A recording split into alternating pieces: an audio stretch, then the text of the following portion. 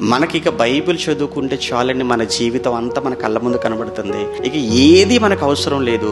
ఏ పరిస్థితుల్లో మనం ఎలా ఉండాలో బైబిల్లో ఉంటుంది అంతే. ఒకటే గుర్తుపెట్టుకోండి, ఏ పరిస్థితుల్లో మనకు ఎదురైనప్పుడు మనం ఎలా స్పందించాలి, అవమానం వచ్చినప్పుడు మనం ఎలా స్పందించాలి, లేదా మన మీద నిందలు వచ్చినప్పుడు మనం ఎలా స్పందించాలి, కష్టాలలో ఉన్నప్పుడు మనకు ఆదరణ ఏంటి, సమస్యలు మన చుట్టూ చేరినప్పుడు ఏంటి, లేదా మనం మోసపోయినప్పుడు మనం ఎలా స్పందించాలి అని ప్రతి విషయం గురించి కూడా చక్కగా బైబిల్లో వ్రాయబడుతుంది.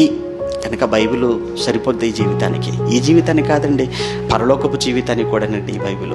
కేవలం 60 ఏళ్ళ జీవితం కోసం ఎంతోమంది పుస్తకాలు రాశారు, ఎన్నో మాట్లాడారు. బైబిల్ అనేది కేవలము నీతి మాత్రమే కాదు, బైబిల్లో నిత్య జీవం కూడా బైబిల్లో ఉంది, మర్చిపోకూడదు.